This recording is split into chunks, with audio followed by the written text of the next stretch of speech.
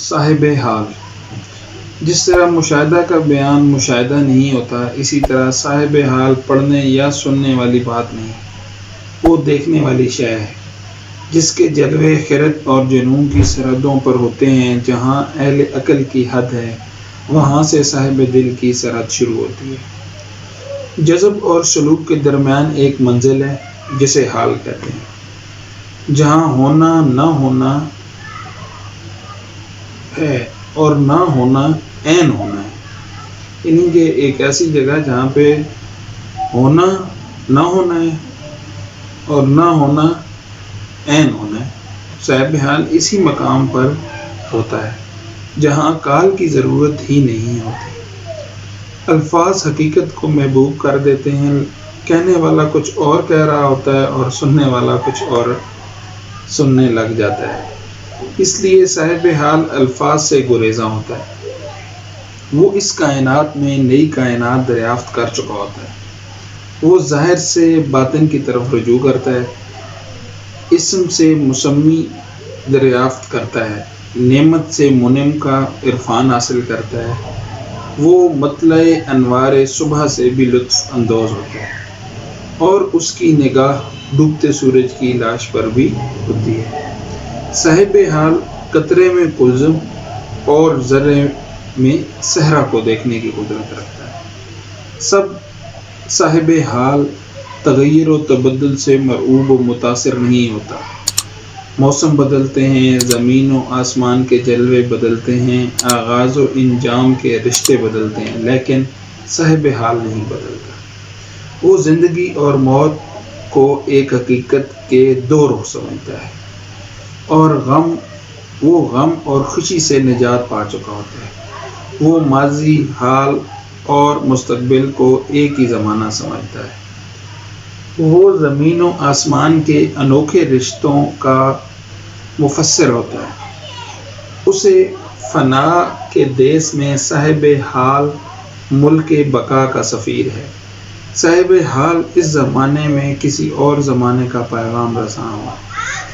وہ ایسا صاحب جنوں ہے جو خرد کی گتھیاں سلجھا چکا ہے. اس کی آنکھیں 7 رنگوں سے بہت آگے ہوتی ہیں. وہ بے رنگ کے نئے رنگ سے آشنا ہوتا ہے. صاحب حال کیفیت کے اس مقام پر ہوتا ہے جہاں تخیر بھی اور شعور بھی، جہاں وارفتگی بھی اور آگہی بھی. صاحب حال اسماء اور اشیاء کے معنی اور مفاہیم سے باخبر ہوتا ہے. وہ اس منزل پر ہوتا ہے کہ جہاں سفر ہی مدعائے سفر ہے. وہ خود آگہی کے ایسے دشت وحشت میں پہنچ چکا ہوتا ہے جہاں نہ فراق ہے نہ وصال ہے، نہ کوئی اپنا ہے نہ غیر. وہ سکوت سے ہم کلام رہتا ہے. وہ ذروں کے دل کی دھڑکن سنتا ہے. اس کی نگاہ وجود اور وجود کے باطن پر ہوتی ہے، اور عدم اور ناموجودگی حقیقت پر بھی. وہ ذات اور صفات کے تعلق سے آشنا ہوتا ہے. وہ جانتا ہے کہ عیاں کا رابطہ ہر حال میں نہاں سے قائم رہتا ہے. صاحب حال خود ہی آخری سوال ہے اور خود اس کا آخری جواب. صاحب حال بغیر حال کے سمجھ میں نہیں آتا. اس کا کال بھی حال ہے اور خاموشی بھی حال ہے. بہرحال صاحب حال اپنے وجود میں اپنے علاوہ بھی موجود رہتا ہے. معلوم اور نامعلوم کے سنگم پر صاحب حال گنگناتا ہے. آپ ایک ایسے انسان کا اندازہ کریں جس کی ایک ہتھیلی پر آگ ہو اور دوسری پر برف. وہ نہ آگ بجھنے دیتا ہے اور نہ برف کا انجماد ٹوٹنے دیتا ہے. وہ ایک ایسا جلوہ گاہ میں محو کھڑا ہوتا ہے جہاں آنکھ کی راہ میں بینائی کا پردہ حائل نہیں ہوتا. اس کی پیشانی زمین پر ہو تو اس کی سجدہ گاہ آسمان ہوتی ہے. وہ کسی کو نزدیک سے پکارتا ہے اور جواب دینے والا بہت دور سے جواب دیتا ہے. اس کا دل اس کی آنکھ میں رہتا ہے اور آنکھ دل میں ہوتی ہے. صاحب حال نمی دانم کے پردے میں دانائی کے چراغ جلاتا ہے.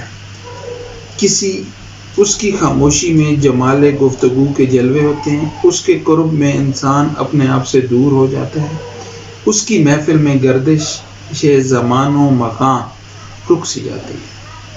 صاحب حال کوئی انوکھی مخلوق نہیں، وہ انسان ہے، انسانوں کی دنیا میں انسان کے سود و زیام میں رہتا ہے، اس کا انداز نظر انسانوں سے جدا ہوتا ہے، وہ معمولی سے واقعے کو غیر معمولی اہمیت دیتا ہے۔ درخت سے پتا گرے تو وہ پکار اٹھتا ہے، پتا ٹوٹا ڈال سے، لے گئی پون اڑا، اب کے بچھڑے کب ملیں گے، دور پڑیں گے جا۔ ایک صاحب حال نے جنازہ دیکھا، پوچھا یہ کیا ہے؟ جواب ملا زندگی کی آخری منزل۔ بولا اگر یہ آخری منزل ہے تو ہم کون سی منزل میں ہیں؟ کیوں نہ آخری منزل کو دیکھا جائے؟ پس تخت چھوڑ دیا، شہر چھوڑ دیا، جنگل کی راہ لی اور پھر راز آشنا ہو گیا۔ موسیٰ علیہ السلام کی صاحب حال سے ملاقات ہوئی۔ ایک دور کا پیغمبر اپنے دور کے صاحب حال سے مل کر حیران رہ گیا۔ یہ کون سا علم ہے؟ کتاب کا علم۔ کتاب کا علم تو موسیٰ کے پاس بھی تھا، بلکہ کتاب ہی موسیٰ کے پاس تھی۔ صاحب حال کسی اور زمانے کے واقعات میں مصروف تھا، موسیٰ اپنے زمانے کا حال دیکھ رہا تھا۔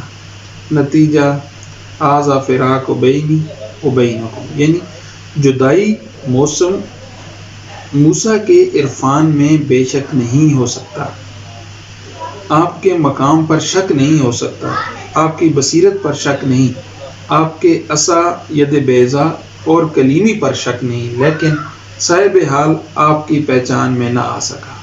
صاحب حال کا علم لدنی ہے، مخفی ہے، اسے اللہ کی عنایت کا خصوصی مظہر کہنا چاہیے۔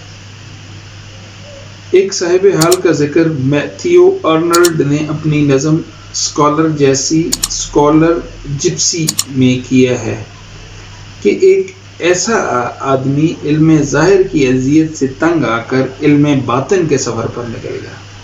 آکسفورڈ سے بھاگا ہوا طالب علم علم کی طلب میں سرگرداں رہا، علم سے بھاگ کر علم میں داخل ہونا ہی صاحب حال کا کمال ہے۔